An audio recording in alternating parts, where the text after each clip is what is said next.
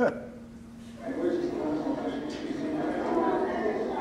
got a copy or something? So we did that. Hey, how's it going? Good. Yeah, we got a good one. Some guys got perirectal disease, potential hepatitis. Oh, yeah. Okay, so where are you here? So we're room 16. Okay, yeah, I'm gonna check it out. I know. Don't forget your dealer. What are you talking about?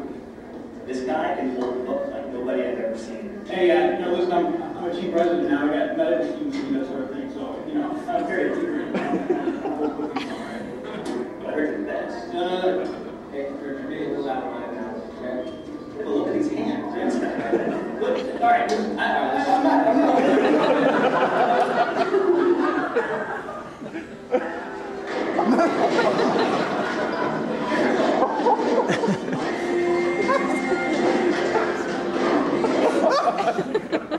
As far back as I can remember, I always wanted to be a surgeon. To me, being a surgeon was better than being president of the United States. I know I'd go from even before I first wandered into the operating room as a 7-year-old to watch my dad repair an aortic dissection, I knew I wanted to be a part of it. To me, it meant being a somebody in a profession full of nobodies. They weren't like anybody else. I mean, they did whatever they wanted.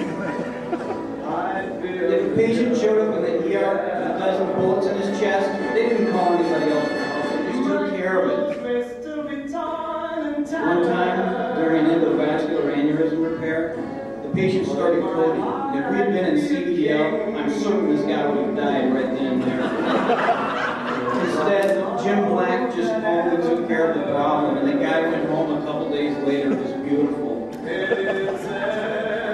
I remember being called to help Tim Pollock resect a hematoma from a patient's pancreas. We opened this guy and found a tumor the size of a watermelon. I mean, this thing was attached to just about every structure in the abdomen, and we just whacked it out like it was no big deal. When I found out I matched at Hopkins, the first person I called was my brother. Being in Baltimore meant that every open weekend I would be hanging out with him in New York, where he was learning to become an actor.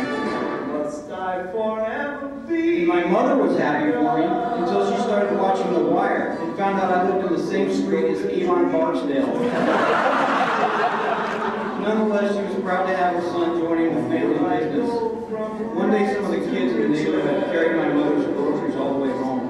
You know why? It was out of respect. Keith D. Willamo, the godfather. Willamo ran the Halsted residency program for the chairman, John Cameron, who was the boss over everybody in the neighborhood. When you worked for John Cameron, you could get anything you wanted. CPL upsize on a weekend, no problem. You need pathology to look at something after hours, you got Ralph Rubin on speed dial.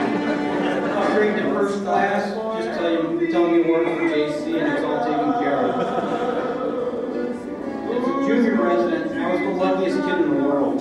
I remember as an intern peeking over the Eden curtain at a cabbage, and they invited me to come stand at the table and throw stitches on the aorta. I mean, here I am. I'm this kid. I'm barely even old enough to buy cigarettes, and I'm so improximate. Every day I was learning to score. A Mel Williams beating Fistula over here. A Steve Lane will back me there. I was living in a fantasy. I mean, don't get me wrong, times were tough. Almost every third night, it was always brutal. And of course, there was a semi-annual progress review with Dr. Wilson. But I've grown up watching my sister go through residency a year ahead of me every step along the way, and the way I looked at it, everybody takes a beating sometimes. There was Jimmy, and Tommy, and me, and there was Anthony Stabile, Frankie Carbone, and then there was Mo Black's brother, Fat Andy, and his guys, Frankie the Wop, Freddie No Nose, and then there was Pete the Killer, who was Sally Balls' brother. Then you had Nicky Eyes, and Mikey Francesi, and Jimmy Two Times, who got that nickname because he said everything twice, like... was a glorious time. There was the incomparable Chris Wolfgang, who was only a few years out of training and was already a legend. Baruchel, who was quickly becoming the Wayne Gretzky of pancreatic surgery. Richie, no mistakes, Schulich, Mikey, fifth gear Chody, and Dr. B's guys like Johnny Conti and Osh Shaw. There was Fast Freddy Eckhauser, who was famous for his international reputation on the World Wide Web. And Chris Gamble, who was the surgical equivalent of Hollywood's Clint Eastwood.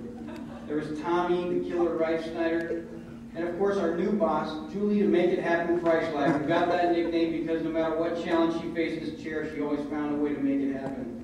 For me to live in the other way was nuts. I mean, to us, those goody-good people who worked in neurology or anesthesia for bum paychecks and took the subway to work every day were dead. I mean, they were suckers. But I have to say that for all the important people I got to know in my 7 years in the department, it's the residents that I will miss the most when I moved to California. We always used to call each other Halstedian. Like you said to somebody, you're going to like this guy. He's all right. He's a good fella. Halstedian. He's one of us. We're Halstedian for the residents. Being made as a Hopkins trainee means you're a member of a crew. See, it's the highest honor they can give you. It means you belong to a family and a crew. It's like a license to succeed. It's a license to do anything. No matter where I go or what I do in my career, I always remember what it was like to be in the family. Thank you.